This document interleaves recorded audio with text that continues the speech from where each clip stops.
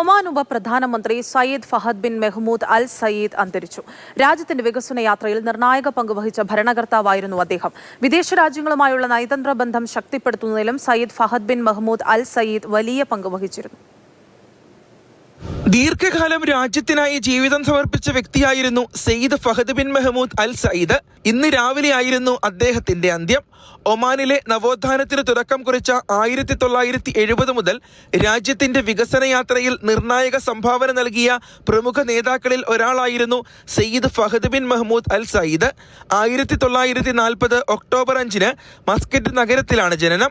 ഈജിപ്തിലെ കെയ്റോ സർവകലാശാലയിൽ നിന്നും സാമ്പത്തിക ശാസ്ത്രത്തിൽ ബിരുദം നേടിയ സയ്യിദ് ഫഹദ് ഫ്രാൻസിലെ സൊർബന്നോ യൂണിവേഴ്സിറ്റിയിൽ നിന്നും രാഷ്ട്രീയ ശാസ്ത്രത്തിലും സാമ്പത്തിക ശാസ്ത്രത്തിലും ബിരുദാനന്ത ബിരുദവും നേടി. അറബി കൂടാതെ ഇംഗ്ലീഷ്, ഫ്രഞ്ച് എന്നീ ഭാഷകളിലും അസാമാന്യ പാടവം ഉണ്ടായിരുന്നു.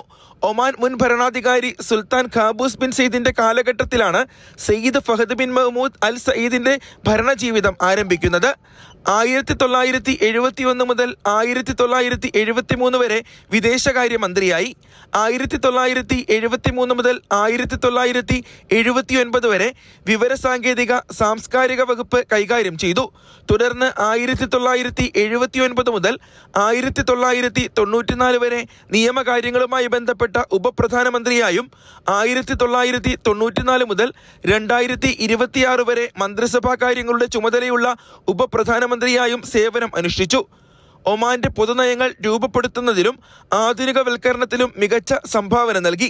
വിദേശ രാജ്യങ്ങളുമായുള്ള നയതന്ത്ര ബന്ധം ശക്തിപ്പെടുത്തുന്നതിലും അദ്ദേഹം മുഖ്യ പങ്ക് വഹിച്ചു. 56 വർഷക്കാലം നീണ്ടുനിന്ന പൊതുജീവിതത്തിൽ സയ്യിദ് ഫഹദ് ബിൻ മെഹ്മൂദ് അൽ സയ്യിദ് ഉയർത്തിപ്പിടിച്ച നയതന്ത്ര വൈദഗ്ധ്യവും ശാന്തസ്വഭാവവും കൊണ്ടാണ് ശ്രദ്ധേയനായത്. Mathrubhumi news, Muscat.